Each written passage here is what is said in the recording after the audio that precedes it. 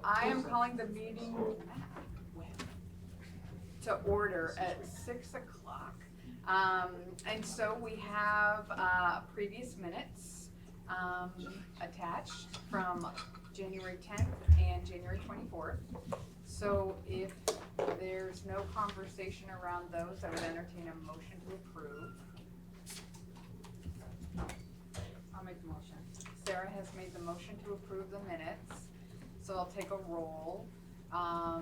Shaylee?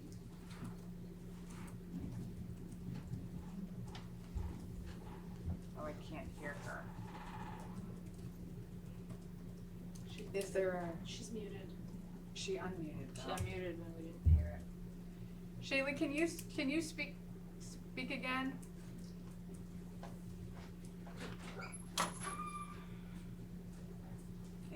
I don't know if they can hear any of us. I can hear you, Lynn. Shaylee, We can hear okay. Shaylee. We can hear Staley. you can? I fixed it. She said aye. Oh, okay. If you fixed it? Okay, Courtney just fixed it. Akua, do you approve the minutes? I do. Okay. Sarah? Aye. And I am an aye, and Kevin just got here, so we'll get you on the next round. So we have no policies to review at this point. Agenda preview and prioritization. Lynn, do you need to move anything around? I would like to engage, I would like to move my D, engaging the community more broadly about race and racism, Yeah. to the top of my section. To the top of your section. Okay, Yes. absolutely. Anything else? No. Okay. So that brings us to recognition of visitors, which we have visitors, but Ward, you're gonna be under Lynn's agenda. Yeah. So, okay, perfect. So we're gonna move on to, are there any visitors in the Zoom? Nope. Okay. Hi, I'm a visitor. you're a visitor. Are you gonna speak with Ward? I'm on his coattails. Perfect. Then we're gonna put you under He's in Lynn's. trouble. Great. Well, welcome. Thank you for coming. So that brings us to the school spotlight, Cold Hollow Career Center. All right, well, thank you. I'm gonna have Courtney call up a quick PowerPoint. So it is CTE month in Vermont, and I think that's why we coincided our school as this month's spotlight. So I'm gonna give you just everybody a quick rundown of all the highlights on what we do at Cold Hollow Career Center. So for those that know, this will be review, but those that don't will be kind of a quick education of what we do at Cold Hollow. And as you know, we have 6 regular programs, and our newest program is Pre-Tech. And at any point, if you have questions, just stop, because I want to make sure I respect my 15 minutes of fame. And so go to the next one. Our current enrollment, and so programs have total enrollment, and that is both morning and afternoon.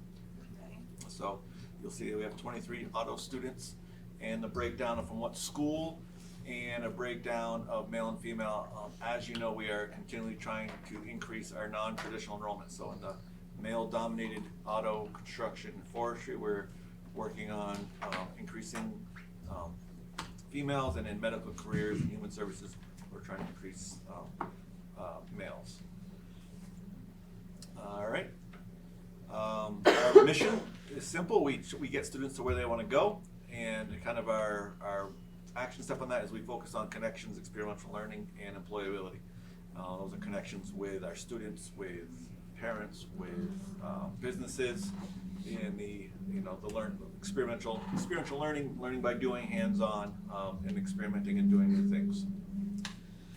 If you come to Cold Hollow, you have to agree to, I don't know where that went, maybe click something else.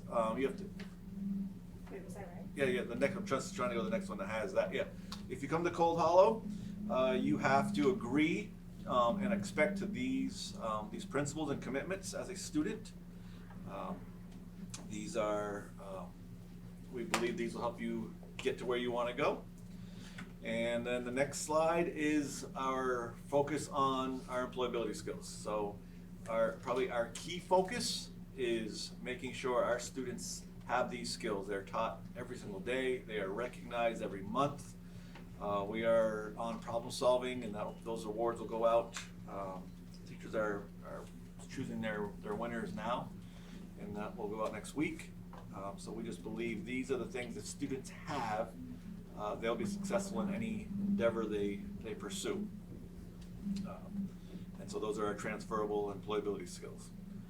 All right, the next one, what can you get at Colala Career Center? We have been pushing hard to increase college credits. So for example, so far we have 3 programs that offer multiple college credits. So for example, medical careers, there's 1 college class every semester. So if a student takes their 2 dual enrollment courses at a high school and attends medical careers, they can graduate with 18 college credits. Business leadership has 9, and human services so far has two college classes embedded in that program. We are still working on, we have articulation agreements in construction, forestry, and automotive where you can waive certain classes when you go to certain colleges, but we're not in a position to offer college credits for a variety of reasons. Mostly none of biggest reason is to be a college professor, you need a master's degree, and our teachers do not have master's degrees yet in those 3 programs. Go to the next one. The other thing you can earn if you go to Colala Career Center are what's called industrial recognized credentials, or post-secondary credentials, they're starting to call them. And there used to be, we still offer a lot of what we call Tier 1, which is CPR, First Aid, AED, OSHA 10. Those are Tier 1 IRCs. The state just recognized that those don't necessarily help you with employment. They don't get you inside a job with a higher pay. But our Tier 2 IRCs that we currently offer at Colala do. So you can earn an LNA in medical careers. You can earn your CDL if you're a construction, auto, or forestry student. You can get Northern Woodland Logging, Game of Logging certification in forestry, and ASC certifications in Vermont State inspections in automotive. So they might not have college credits, but they have industry recognized credentials that help you get employed. All right. One of the huge initiatives across the state and at Cold Hollow is we are, state says there are academic proficiencies that should be attained in all of the programs. So we are, this first year, we have aligned what the state says our proficiencies should be. We have aligned those, so for example, on forestry and natural resources, these are some examples of the ELA state standards, not necessarily our Strength and Northeast standards, of what we need to prove to the state that we are teaching and assessing in our program.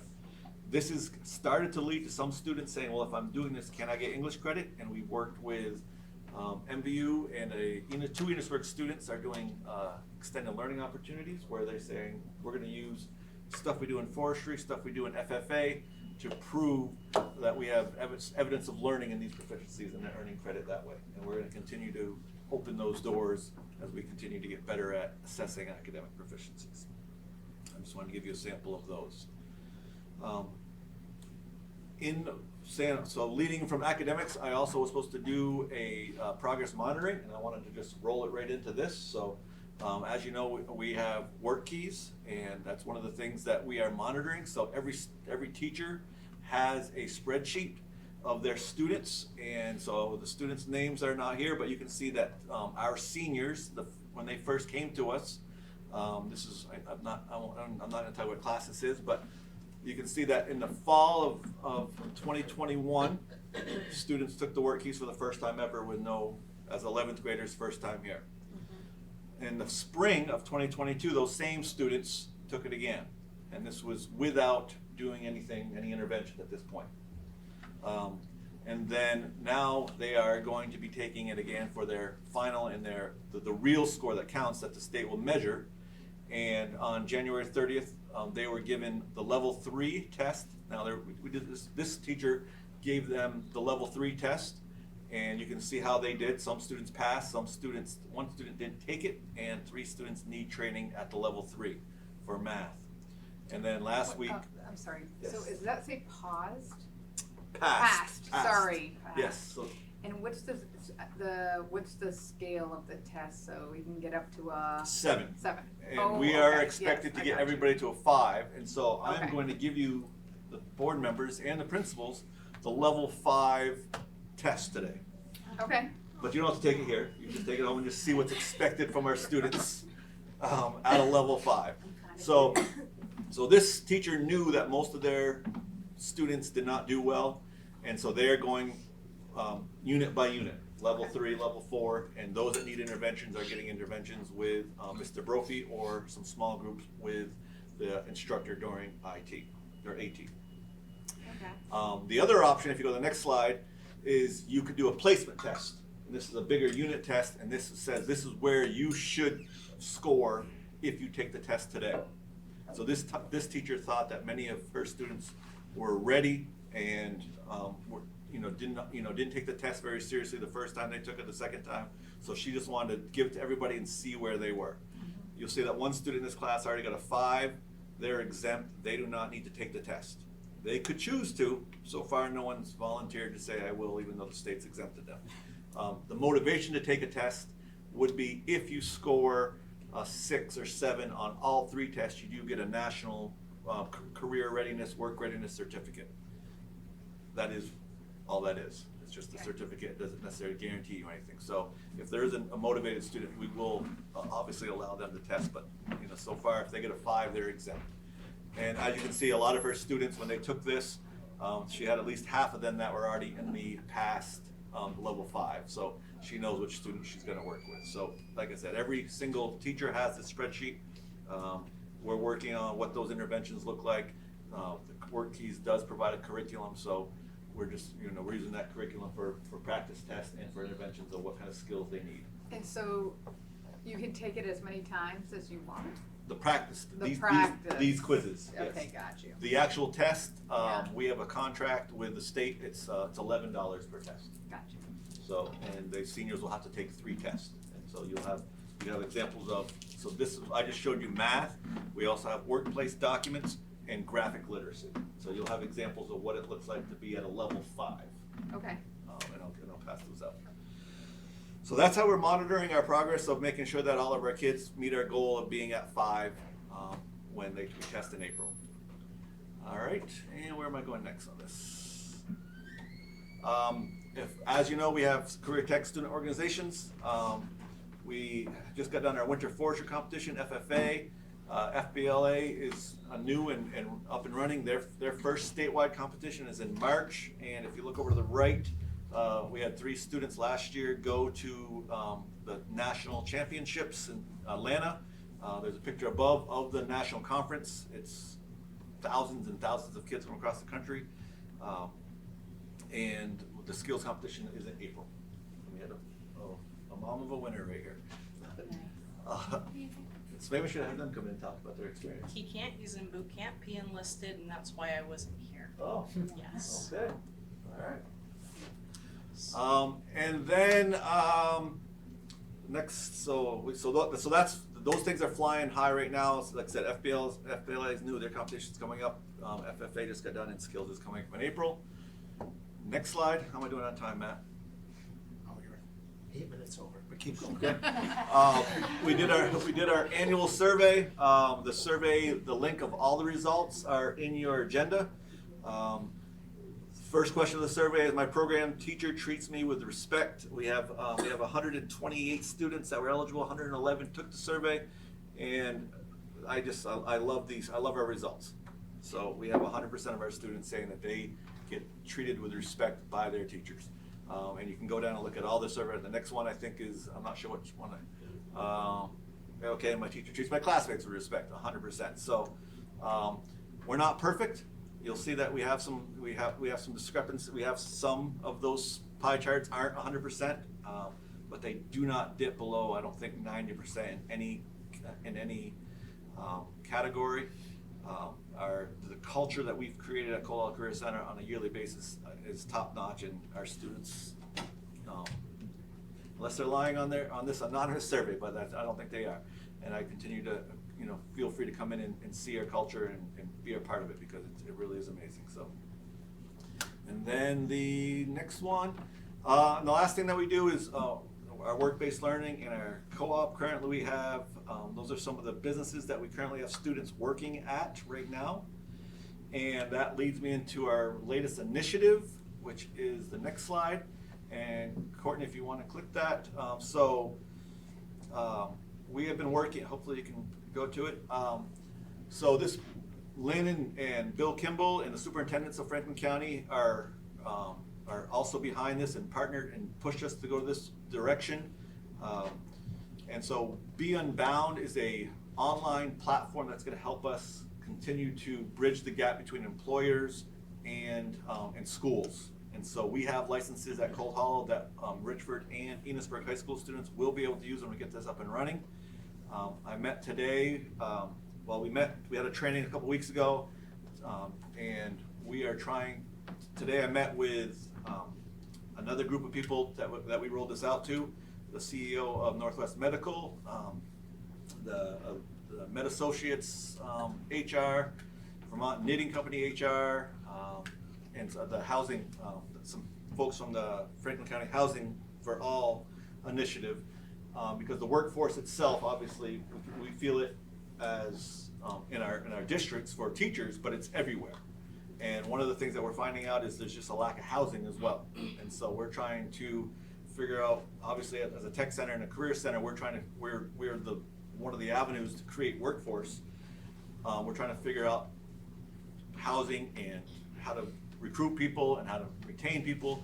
And this Be Unbound platform is from Big Picture Learning, and what it does is our work-based coordinators, our principals, everybody, the connections they make, we are going to put those in this platform, and either principals can do it or work-based learning coordinators or teachers and businesses. And so it's like a Match.com. Or I was thinking LinkedIn. LinkedIn, it's like both of them together. Okay. Right, so if you're looking for something, you Yeah. go on, like a student was like, I'm looking for this, and they kind of scroll through Yeah. all the potential jobs available, and then they find one they like, and they click it, and then that sends a message to the work-based learner to help set that up. So it could be a shadow, it could be an internship, it could be a paid work experience, and those things are it really it's youth-driven, student-driven, where the adults come in we need to find the businesses and the employers that will host and house their students for these things. Neat.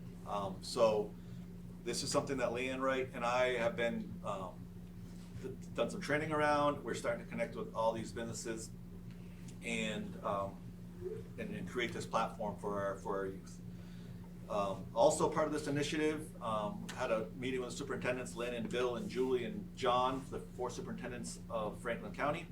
And we brainstormed some ideas of where do we go with making these connections. And they agreed to support us with an initiative on April 13th. I've been working on the logistics of taking all the principals, and I think they know about it. I think they were, Lynn, I'm not stepping on any toes by telling them. They know, right? They know, okay. You're all good. Okay, good. So April 13th, all the principals in Franklin County, as well as school counselors, are going to be getting together and doing tours of our large employers.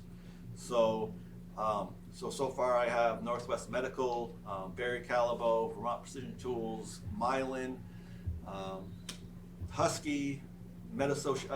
We've got like 12 businesses that are allowing us to go tour, and we'll be breaking them up into groups, and they will tour at least 2 or 3 different employers. Will come together and figure out how we can, use next steps to make sure our kids know what's available and are getting ready to be, potentially employed in Franklin County.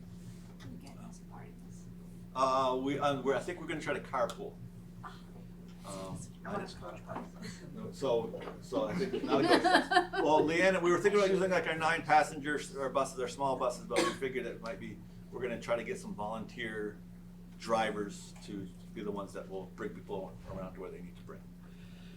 So that's really been the biggest initiative right now, is just trying to make sure that we continue to work on getting industry and education to be a true partnership. So we're using Be Unbound, and we're using the tours to kind of kick that off. That's the highlight of what's going on at Cold Hollow on the big picture, not necessarily programmatically. Nice. Hopefully I stayed under 15 minutes. Close? Yeah. Close, good. Yeah. Second. No, that's good. I like the, oh, do you want to hand out your Oh, word keys stuff? yes. I like, the progress monitoring around word keys too. And Well, I'll be honest, it's not a top priority of our students. So Well, this is, most tests aren't. right. Well, you say that, but, so for We're just example, gonna go in a big circle. I'm just gonna give it to the board members and the principals. Just the so- board. Oh, and the principals? Sure. When it comes to, so asking students to do like a test for an LNA or their Yeah. CDL test, they're motivated. Yeah. To get college credit, they're motivated. To get out in the workforce, they're motivated, yeah. To have them, I think they like it because Yes, I have not. what they do at Colal is sometimes different than what they do at the high school, and this feels very high schoolish to them. Yeah. So they're not overly motivated, but they're willing to do us a solid and work hard on passing it. I think we should give them the cognitive practice test. Yes. Oh my gosh, don't even. The teachers were like, we have to read the. Nate, Yes. hey, I just wanted to tell you, you did a great job with that spotlight. I love how you highlighted what's happening at Cold Hollow. There's so many great things happening there, and the work that you're all doing, the changes that came out in terms of connecting the academic proficiencies to your programs has been really, really great. And you shared your data with me a while back, and it's something to be really proud of. And I'm proud our kids get to experience this here in Franklin Northeast, that they have this opportunity right here in our community. So thank you for your work. Appreciate all the progress monitoring and the work that you're doing with the students who aren't quite there yet. So good work. All right, thank you. Courtney, do you mind popping up on the screen? The people? Thank you. If you didn't get all three tests, let me know and I can. I did. Yay, thank you. Okay, that brings us to, Lynn, you are up. Did you, wanna have the board introduce Sure. yourself, or do you want me to? Okay. So I think that the board is aware that we have been working on our strategic plan, and we've also been working on, some of the work that we're doing across the organization around equity and making sure that we are supporting all of our students every day, every way that we can. So we've been thinking about how we're starting to bring some of these resources out into our communities, and we have community partners that exist, but we haven't really made connections with our community partners. So I know that Mr. Hennevold has always been a pretty active partner in our community, and I know that he has some ideas about how we might be able to partner with people within our community to help bridge some of these conversations, because I think that some of the conversations that would really help us to move our communities forward could and should go beyond the school building. So Mr. Hennevold is there. I don't know the name of your partner tonight who is with you, but I think they're both there to talk about some ideas that they might have about how we can engage with some community partners around this work. You wanna introduce? First of all, I thought I would come tonight to participate and listen to Michelle, and I know she's got the problem we just got over at our house. Oh, right. So she's not here, and I didn't really, so I don't really have anything to suggest. First, let me introduce Titus Pressler. He lives in Montgomery, and he's the pastor of the Episcopal Church in Enosburg. And his group, with the other pastors, they've been talking about issues of community, and particularly with the question around the hate race issue. I've been talking with Michelle for some time now, meeting with her fairly regularly, and Lynn, have you and she shared the plans for April for Alistair and Reggie? Yeah, so maybe Michelle, you could give us a highlight of how we're beginning to engage the community. I apologize, Mr. Hedeveld. We didn't have an opportunity to connect before this meeting, so maybe I should start with Michelle talking about some of those opportunities. The baseline of what's got me going is that this has been our home for 50 years. And because of employment, we've only lived here for more than half, including the last 20 years. But I have an Indonesian son that we adopted at 5 months. And he got the N-word used with him frequently in first grade. So I have been set up for worrying about that ever since. And I realized as an adult that because he was our kid, that's all I treated him as. I didn't treat him because with any difference than the other 3 kids we have. And I learned from a presentation here in Vermont from a woman who had been arranging adoptions of cross-color kids to white families in Vermont for 20 years or so. She said love is not enough. And that for me, I'm still dealing with that shortcoming. We should have done some things differently. About a year ago, 2 of my grandkids and I, twins who live in New Hampshire, we made a Black Lives Matter sign, which we painted on wood and put out front. Somebody stole it after a year or so.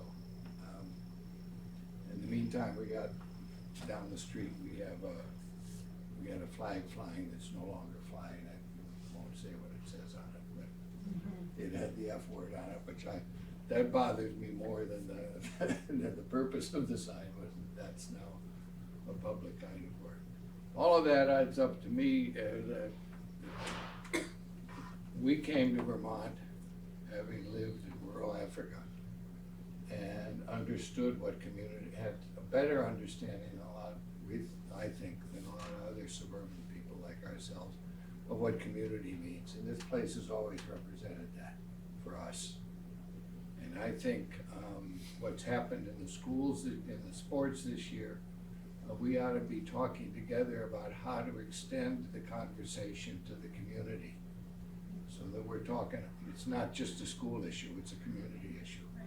And I know Michelle's thinking along those lines, and it's more, how do we make community?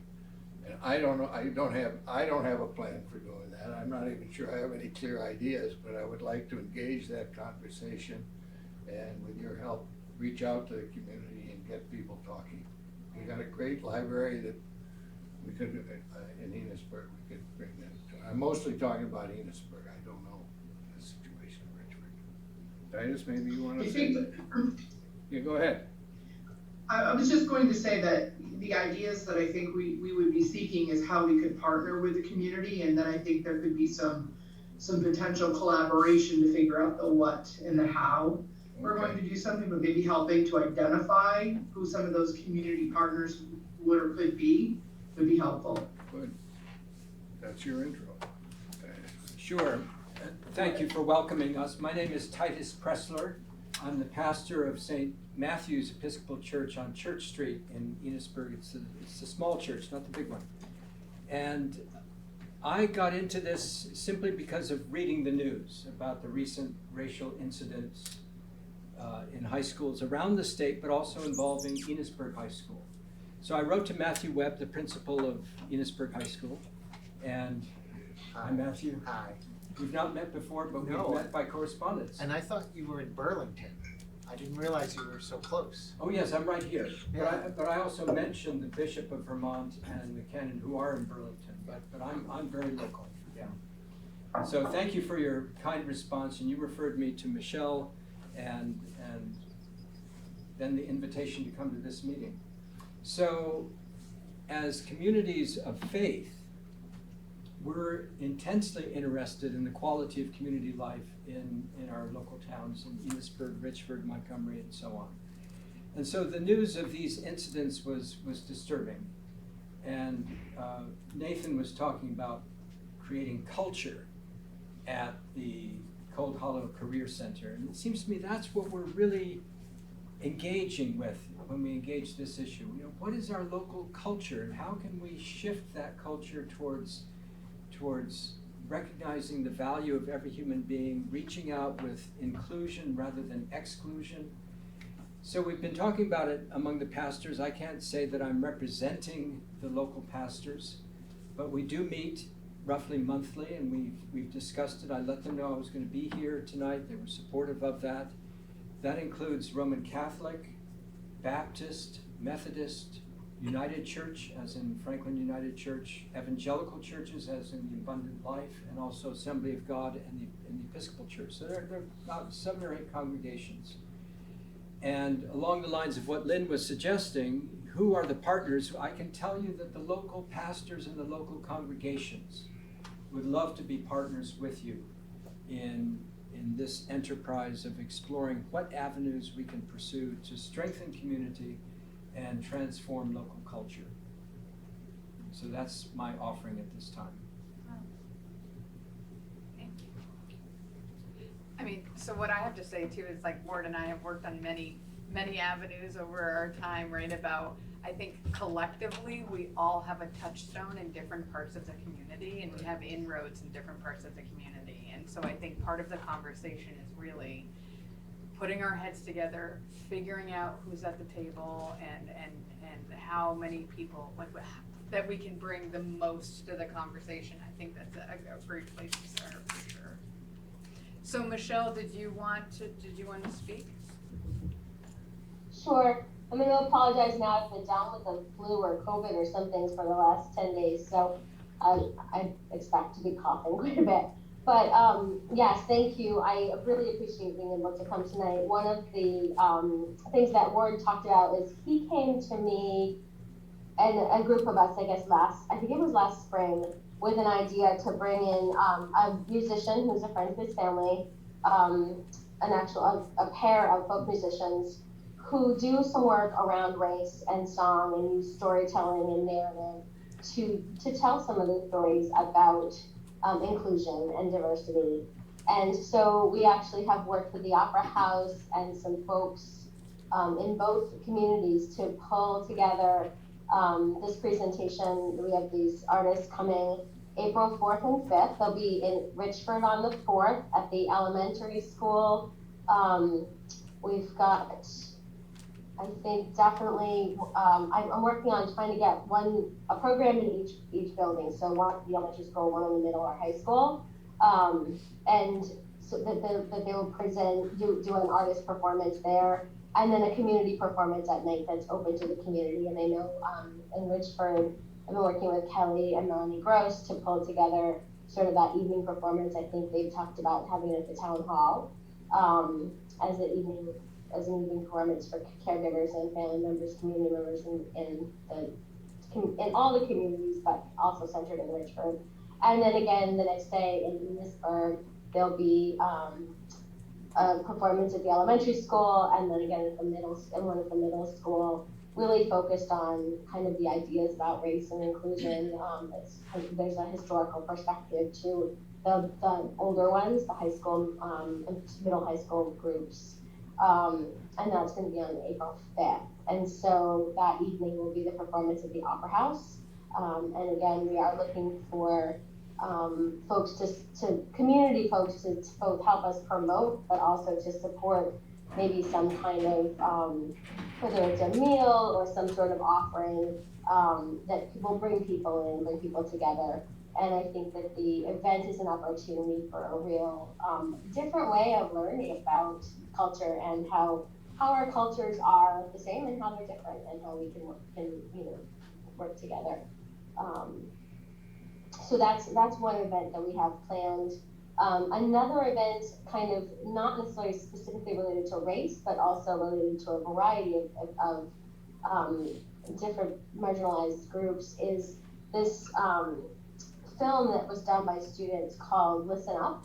And it was done with Bess O'Brien. She had students from all around the state who both wrote and performed in this really powerful musical. I think I talked about it at the SU board. Holly, you saw it with us, with Lynn and I at the conference in the fall. It's a really powerfully written musical that the students, they wrote the score, they wrote all the lyrics to the songs, and they wrote all the script, or the play script. And it comes, all that information comes from over 800 surveys that they did with the Vermont youth several years ago.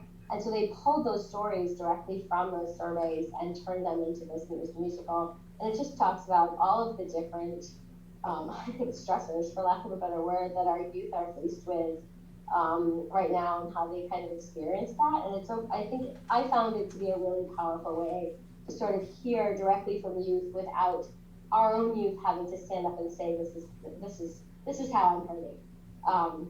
And so I think it can be a really powerful experience as a community to do together. And so I've arranged with the production crew to actually come and facilitate a screening with dialogue afterward. So that they're willing to kind of facilitate some dialogue groups based on the content of the film. So that's something that we're planning for either March or April. I'm still working out the dates, but those are two events that we're looking at to kind of bring the community in and have the community help us support those events.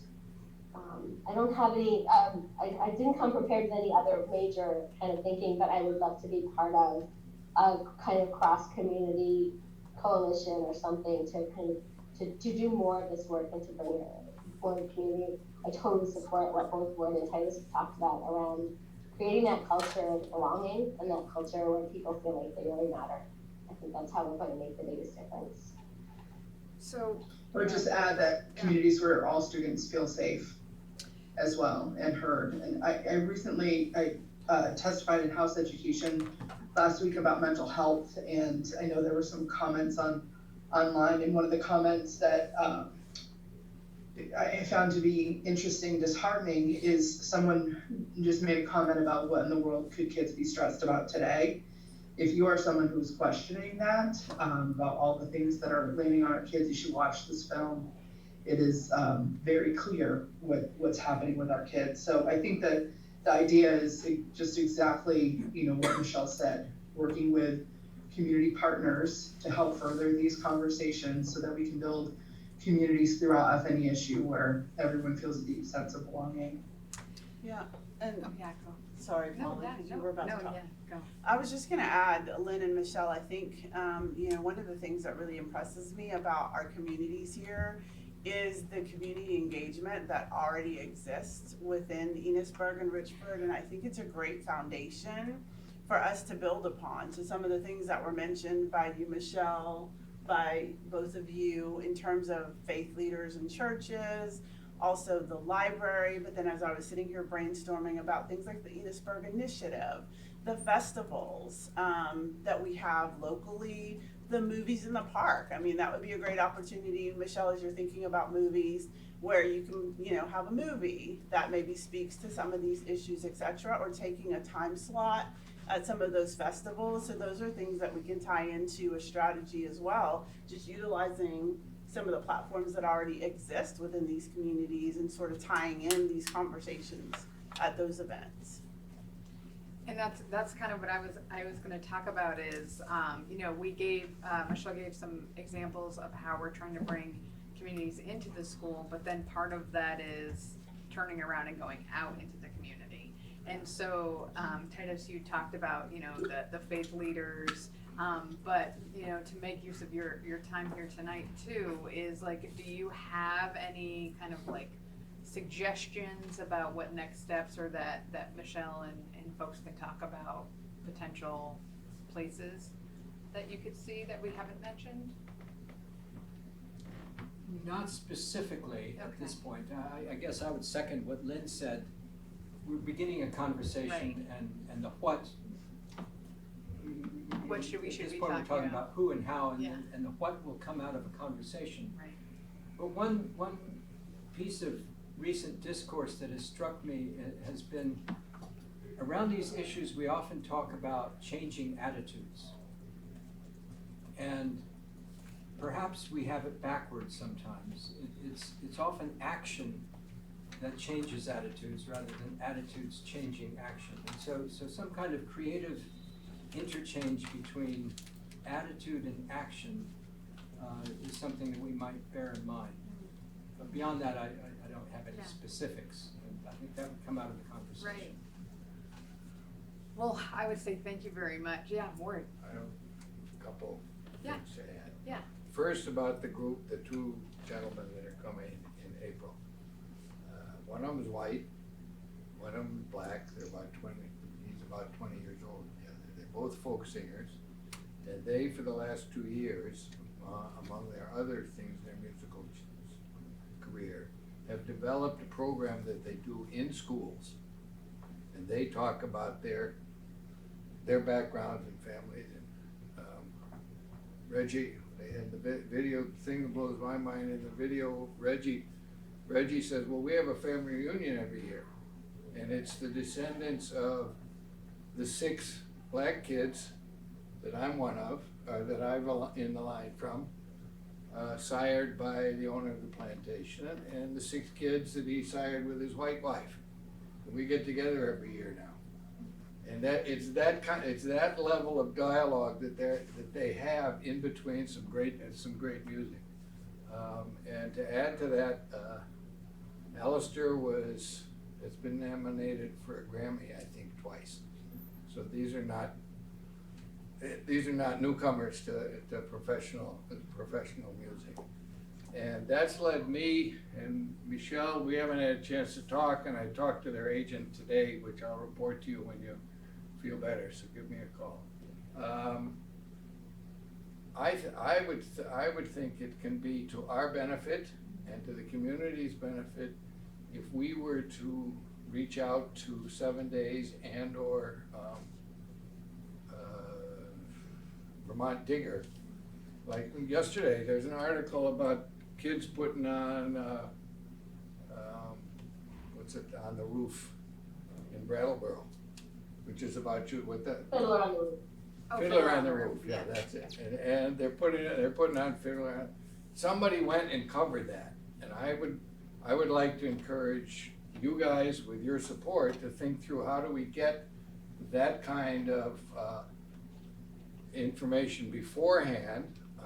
Reggie and I got the agreement that Reggie and Alistair would be available for interviews if we did something like that. So I wanted to put that on the agenda today. Second thing is maybe the practical next step is, Michelle, one of us, with input from all of you, take a list of what are the groups in the community we might think about engaging, and then a small 2 or 3 of us sit together and say who do we actually invite, and how big do we make the event, and what's the agenda, and that might be the next best step to do. That sounds great. Yeah. Okay. Thank you so much. Okay, Lynn and Michelle, do you have anything to add, or are you gonna go on to the next part of your agenda? I can go on to the next part of my agenda, but I wanted to thank Mr. Hannibal and Mr. Pressler for coming tonight. I think that where you just landed, Mr. Hannibal, in terms of engaging some of those stakeholders and having a small collaborative group beginning to have some of those conversations, I think is a just right next step for us. And Michelle and I have talked a little bit already about inviting partners from throughout our communities to come to these events. We certainly can do a reach out to 7 Days and to Vermont Digger in terms of covering that event. So we'd be happy to do that. So you want me to move into mine, Polly? Sure. Yes, please. Okay, so next up, I'm gonna just go through personnel quickly. It might be Jen Hubbard to help me. We were texting earlier, and I think I have it. Jen, correct me if I'm wrong. We've got on your hiring piece, Sandy Hain shifting to a literacy interventionist position at Enosburg Elementary. I believe Sandy's funding is staying the same, correct, Jen? Yes. She's just moving positions. Yes, that's correct. Okay, and then Kim St. Pierre is shifting to a math leader interventionist, and she is shifting funding. So she's coming out of Enosburg going into consolidated grants, correct? Correct. Okay, so neither of those require action from this board. That's informational. Yes. In terms of resignations, you have 3. Enosburg High School, Larissa Urban, Director of School Counseling, Julie Morris, librarian. Julie's taken on an emerging multilingual position for FNESU. Ann Hall, PE teacher. So I would ask that the board make a motion to accept resignations from Larissa, Julie, and Ann. I make a motion. So who has made the motion? I'll take a roll. Shaylee? Aye. Sarah? Aye. Akua? Aye. And Ben. And I'm an aye. So moved. Okay. Paul, I do have something for executive under recruitment and retention strategy. Do you want to say that until the end? The end of the entire meeting? Yes. Oh, it's an executive, yes, yes. Yes. Okay. So I'm gonna just talk briefly about some legislative priorities for the board to be aware of and maybe keeping your eye on in your communication from VSBA. So I think there's a lot of conversation happening around public funding to private schools. There is a call for those private schools that are receiving public funding to have the same standards that public schools have and to be held to the same accountability measures. So I'm keeping my eye on that as it moves through the legislature. There is a lot of conversation happening around school facilities this year, and in my opinion, that's a long overdue conversation. We've had no school construction aid available in Vermont for, I would say, nearly 20 years. And with the passage of the PCB testing requirements this last year, there is this added pressure on a lot of schools currently in the state, and we're anticipating that number increasing as we start to get some of those PCB results back. Just in a related topic, I will tell you, we still do not have anything back from Richford Elementary School. They were tested months ago, and Vern has been on it trying to see where that testing is. I think what happened was they had prioritized schools for that first testing round, and they did not realize, I don't think they realized the magnitude of the work, and I think that they had difficulty with the contractors being able to keep up with the scope of the work, so they have made some shifts with the contractors in the state. So what they're talking about in the legislature around the PCBs is an 80-20 split in terms of funding PCB remediation in our schools, which would mean that the state would put up 80% of the proposal is they would put up 80% funding, and schools would need to come up with 20% funding. The reality of that is we plan our budgets 18 months in advance, and when we have a PCB issue that shows up in one of our schools, that's an immediate expenditure that we're going to have to contend with. So that idea is problematic in that we don't have savings accounts for rainy days generally, or at least not very large ones, depending on the scope of the problem that we could potentially face with PCBs. So I'm also watching that piece pretty carefully. There are several components in a bill that's related to school safety in our schools, and I am pleased that the direction of that bill is in alignment with what we're currently doing in FNESU. There are, it's really about having a response plan, options-based response plans for active shooters, and there's several other components. One of the components that will be something that we'll need to contend with is going deeper with our emergency operation plans within FNESU. That's a work we did several years ago, but we need to come back around to that work. So we'll be, again, watching that bill. Universal school meals, and that's a topic that's been there for a couple of years, and where that money will be coming from is something that's of interest, because it's another that comes out of the education fund. It's another non-education related expenditure that falls into that category. There's a bill around early education, which is interesting. Right now, our preschools are governed by both the Agency of Human Services and the Agency of Education. And for anyone who's ever been a preschool principal, it is very complex. You have essentially two governing bodies telling you how to operate your program, and it makes it so complex in pre-K to be able to jump through the hoops of both of those organizations. So the proposal really would be, and this is overly simplified, but that pre-K 4-year-olds would come to public education, 3-year-olds would stay with AHS, and schools would focus on full-day options for 4-year-olds. That's overly simplified, but that's what's in the legislature right now. And that means that the 4-year-olds fall under the AOE only, and Correct. 3-year-olds fall under, I think it's brilliant.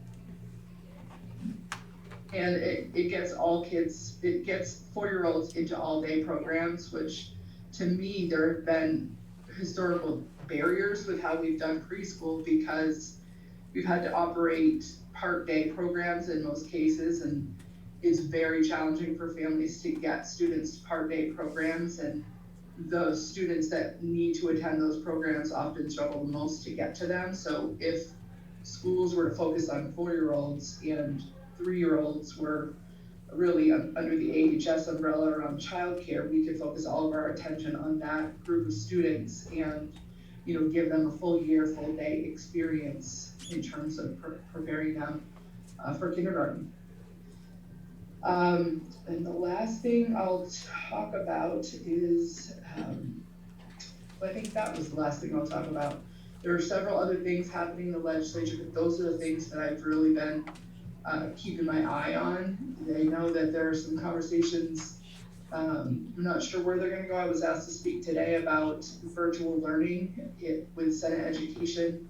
I know there are gonna be conversations coming up about pre-K and mental health is an issue that's always kind of playing in the background. So I don't know where any of those topics will go, but I've given you the update of what I know about the major drivers there.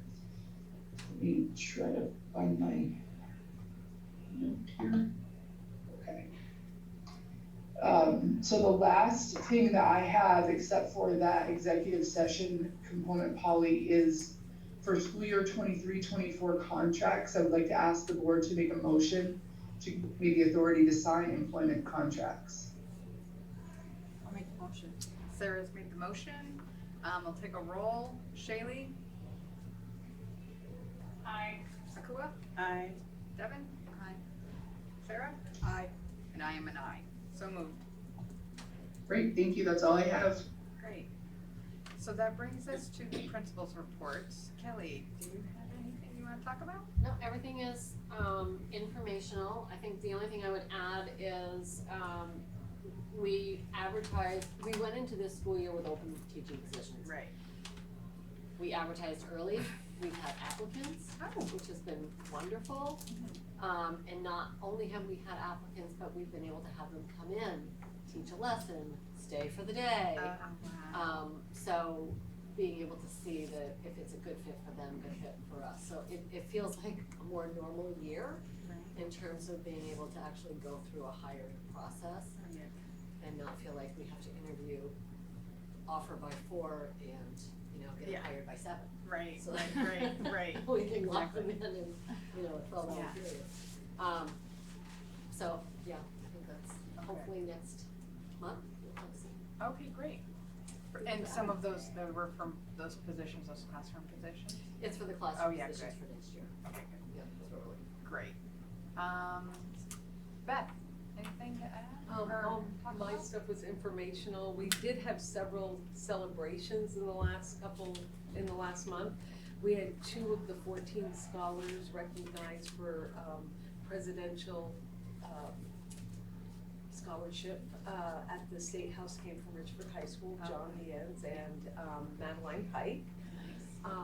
Annette Going won the Victor Swenson Award, which is given to one Vermont educator from the state of Vermont, from the Humanities Council each year. And Annette is outstanding, and they came here and presented it at the school-wide assembly. Wow. So that was really exciting. Yeah. And we've had several community engagement activities, including a blood drive sponsored by our National Honor Society, and we've had a blue night for prostate cancer awareness. And tonight is our pink night for breast cancer awareness. Nice. And community member, Crystal Godbout who's an employee of Franklin Northeast, will be the recipient from tonight's, money, so. That's great. Okay, and Jen? All, excuse me, all informational.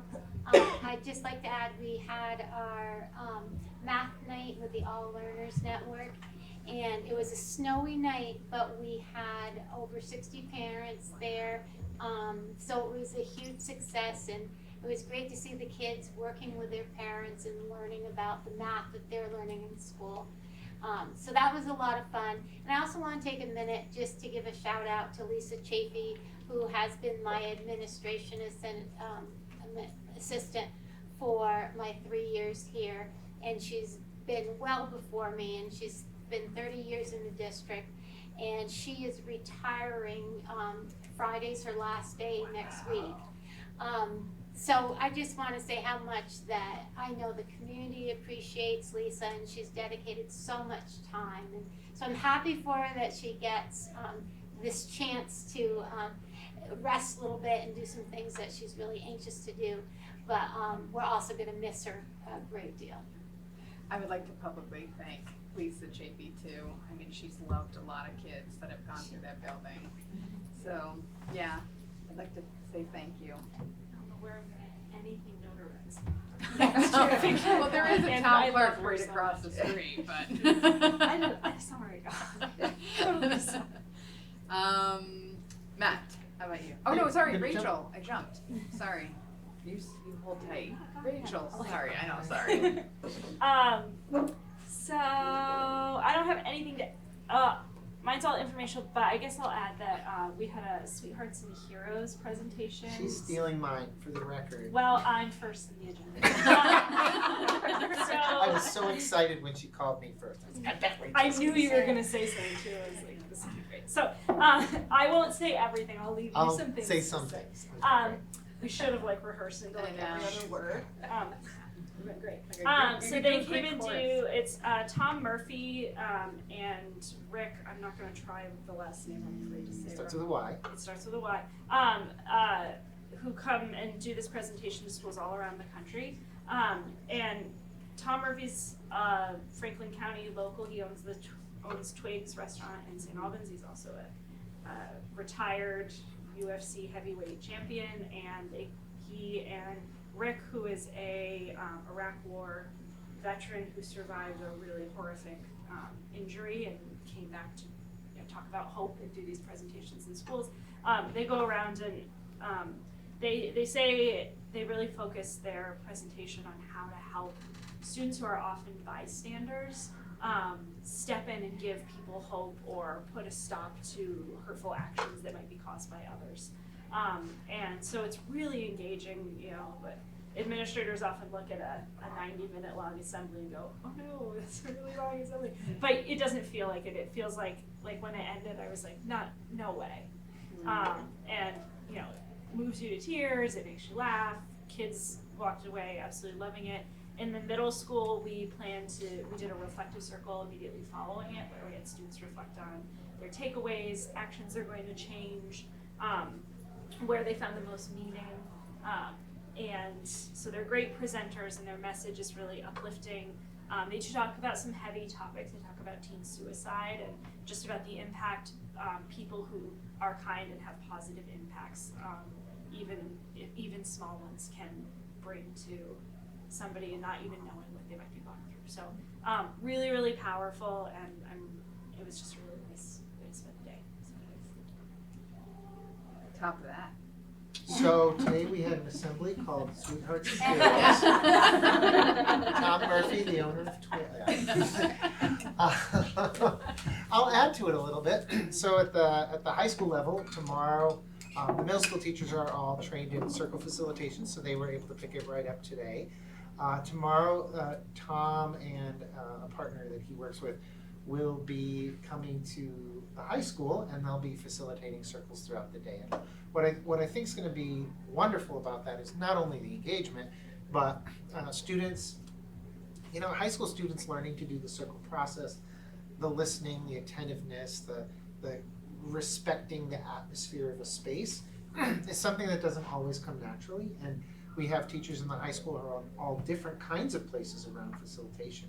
So I'm really excited for a critical mass of the kids to have this experience, and teachers to potentially want to engage more with it, because one of the things that Tom does is this summer he's going to be hosting, and it is largely funded by Chevy and Chevy dealerships. He's going to be hosting a training one in northern Vermont, one in southern Vermont over the summer for teachers who want to learn to be really effective circle keepers. So I'm hopeful that we'll have a bunch of folks sign up and that they'll be able to really move forward the practice in the high school next year. We jumped in with advisory and have gotten a lot of formative assessment about how that has gone, but I think we can really jump this forward. So I'm really looking forward to, even though we'll be at leadership tomorrow, although maybe we'll all be in our houses tomorrow, hard to say, but You No. jinxed it. I'll be in leadership. I'll be at leadership. we'll be at We're all leadership. gonna be at leadership. We'll just be in our It's really houses cute at you least. think We'll be in our houses at Nice least. try. Oh, I see. Yes, we will be at Cold Hollow for sure. Yeah. Anyway, but Don't say that. Don't say that. Just I. say we're gonna be here. Okay. So, but I hope it happens tomorrow. If it doesn't, I'm going to try and reschedule. Yes. Because it's just incredibly valuable. It's one of the most valuable assemblies I've seen. And when we talk about, creating and sustaining a sense of belonging in our schools, that spirit is what I think it's really all about. I think, sometimes kids think like, oh, this is about what we can't do. And this has been really proactive about what they can do. So I hope they stepped away feeling the powerful feelings that we did. Oh, and at the end of the day, both of our staffs had a staff meeting, combined middle and high school staff, where he talked more about some of the different offerings that he's going to be providing. Because he's local in Franklin County, he wants to have more to do with us and with our schools. Nice. Yeah, it's good. Cool. He also has said something I think the three of us should talk in more depth about, because one of the things that's really research based is, we basically practice lockdown drills and Alice drills, fire drills, but we don't teach kids how to stand up for others or respond in a real way. And one of the things they know works really effectively is if you take the older kids the buildings with Matt and I, and they don't, you ask them to role play and they won't do it with one another, but you bring them to Jen's school and give them a group of second graders, and all of a sudden they're the best teachers in the world, and they're helping kids practice the skills and they're modeling it themselves. So I would like to see us try to make that happen more, where we're sending some older kids over to show kids how to intervene and stand up for others even when that's hard. Which I also think connects to what Michelle and Ward were talking about earlier. If we can build that into the culture and how kids communicate, because it's so hard for kids to say to their very best friend in the whole world, that thing you did was really mean or really offensive or really hurtful. It's also hard for adults who have lived in the same community with the same people for a really long time to look at their next door neighbor and have that conversation. So it could build that skill in everybody. I will say, he did comment at the staff meeting that our students were among the best behaved and most receptive that he's encountered. I mean, that he said that he enjoys when there's more interplay of kids being naughty a little bit and maybe a little, chatty, and that he just had, this is a middle high school, all of us together, 300 kids, and they had rapt attention. I don't know how these other schools, they don't have rapt attention for him, apparently. But it was nice to hear that, the good things we observe in our kids were on display for those visitors. In our elementary school, children went over to participate in it. So it was And the Cold Hollow kids Rachel, came what- too. It's true. That was my spot. I was gonna say that. Lynn keeps trying to chime in. Lynn, what do you need? That's okay. I was just gonna say that what Rachel said about teaching the younger kids really aligns with what John Halligan said in his parent he had a parent forum at Bakersfield a couple of weeks ago, and he was talking about how if you really want to address bullying, you don't often make progress in eliminating it by focusing solely on the person who's bullying and the person who's been bullied and trying to fix only that. It's about empowering bystanders to do better and be better. And that's perfectly in line with what Rachel just talked about. I think that's a pretty strong, consistent message. Good, and then that brings us to Nate. I mean, I'm not gonna follow that up with Yeah, anything, yeah. You went first. Yeah, you went first. You and are. You can, yeah, exactly. Anything else to add? We're good? Sugar House is starting, It's starting. that's on my late. Okay. Enough permits are good. I was gonna say, are we through the DRB process? DRB and fire marshal. Wow, okay, all right. Monday. Okay, so that brings us to, do you wanna do executive function, or should I do board business and then executive? You're muted. I did forget 2 quick things, and I could either do them now or What- after board business. You can do them now. Doug Lacrosse, I I saw didn't that. mention that, Yeah. but he's going to retire at the end of this school year, and he's someone who's been at Enosburg High School for a really long time, and I felt like when I look back at those notes that deserved a recognition, that Doug's done really great work at Enosburg Middle High School, and he will certainly be missed. For sure, he ran a tight ship. A beautiful show. Yes. Yeah, exactly. Well, he will be missed. The other piece I just wanted to say is that you have Enosburg Middle School Assistant Principal final round interviews on February 21st, I believe I think it's Tuesday. Correct. So a couple of things. Are we certain that we're going to have a quorum? If we're not certain, we should think about the board making a motion to give authority to a subcommittee, because we will want to hold those. I think we have someone, Courtney, do we have someone flying in? Yes, We do. Okay, so we just need that to happen, so And maybe have a conversation about whether we for sure have a quorum. And I actually was gonna have that conversation because Thursday of next week is our annual meeting, which we also need a quorum at. Yes. So do we know, now if Tuesday at what time? 6 o'clock? Is it The, 5 o'clock. 5 o'clock? the first interview is 5:15, Okay, Tuesday at 5:15. and then the first interview is 5:15, 6:15, 7:15, and then we debrief after. And then we debrief. So do we know if we're available? I can be, but I can't guarantee that I can get here before the 6:15. Okay, I saw Mort today, and he said he'll be there, so. he will be there. And Sarah, Tuesday for you? Tuesday, I'm good. Yeah, Tuesday, I'm good. Shaylee, oh. I can try to arrange to Okay. get the 21st, right? The That's 21st, this week. yeah.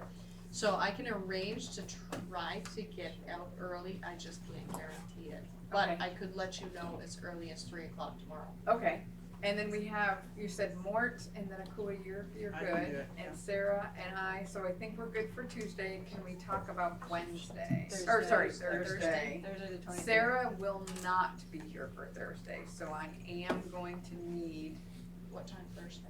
7 o'clock. 7 o'clock is the annual meeting. Okay, I can make that one. And the annual meeting is in Richford or? Enosburg. It's in Enosburg, right? Yeah. So you can make that one? Yes. And I can make that one. And Akua, can you make Thursday at I 7? can make it Okay, so there's 1, 2, 3. Before that, I should have to pick right it up. before. And then we gotta figure out Mort and Shaylee.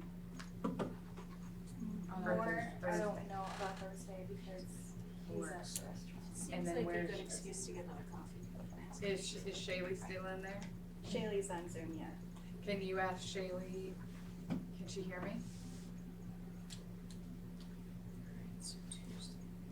Lynn, can you hear us? Okay, hold on.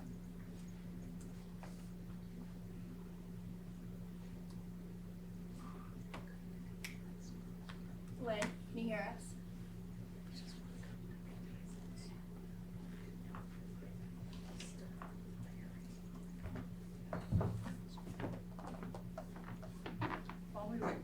Where are the interviews? Oh, are those also at Enosburg? I would Yes. think they're also. Yes. So I would assume. It's a fair They're arithmetic. They're both in Enosburg. I'm not, Probably can only hear We said 6 to 7, didn't we? yes, we were gonna do it right before. I think we said right before, yeah. You want my cord? That's what it says. Yeah.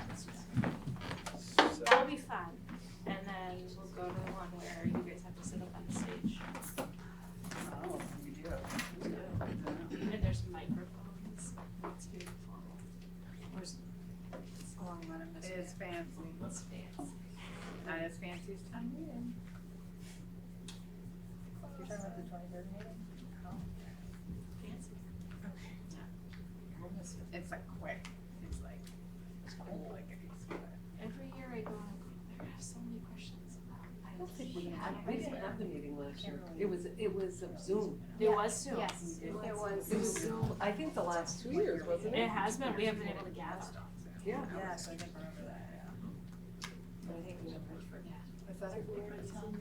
No, I'm sure. No. And I It's think all the paper last ballot. one People has just to show Yes. us vote and that's it. Because they set it all up. There is early voting. It's usually not super long. Absentee, yes. Okay. Yeah. I need to check on that. We Do you wanna ask Shaylee again? Shaylee, are you available for 7 o'clock on Thursday for the annual meeting at Enosburg? They have to vote.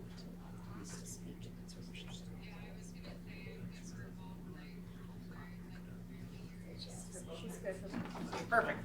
Thank you very much. Is that the only speaking we're gonna hear from? Because we're about to go into executive with Lynn. It would be kinda good to hear him. No?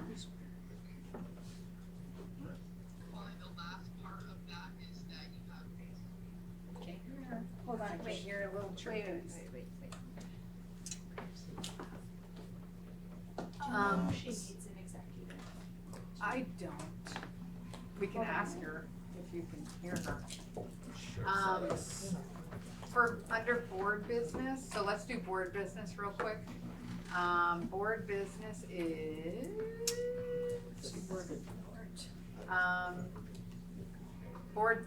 SU board representative report. We just had a special meeting for the board last night. We don't have a meeting in February. Oh, we did have a special meeting. We had a special The meeting. It was meeting in March. 2 things. And then nothing in March. Right. Right, We so don't meet till no SU board report. Next meeting is March 14th, that will be in Enosburg. And do we have any future agenda items we can think about? Okay, so that brings us to, is Lynn saying something? Yeah. Go ahead, Lynn. So, I know I have a couple lists down here. The No, we're last good thing, now. just to prep for Tuesday, is 2 members to volunteer to work on, we have a draft of interview questions that the board could use, but we need 2 members to be willing to work collaboratively to make those personalized to Enosburg Middle School.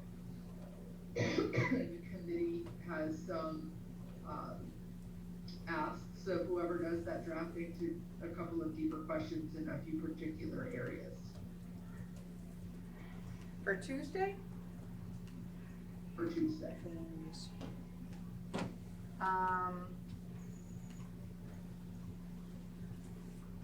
Is that prior to the interviews on Tuesday? Is it- Yes. Yes. Okay. So let me just clarify. You're gonna send some interview questions that you want us to go through and tailor to Enosburg, and then add some? Is that what you needed? We have draft questions. We're happy to do it, but I always like to give the board an opportunity to be able to come up with questions that they want answers to in this process. So you can either come together or we'll draft. We're trying to narrow these down so that you can have a 1-hour interview, so 10 or 11 questions generally. So do you want us to take a crack at narrowing it down, or are there a couple people that would like to take a look at it and narrow it down. I'd like to look at it. I mean, can you send them via email?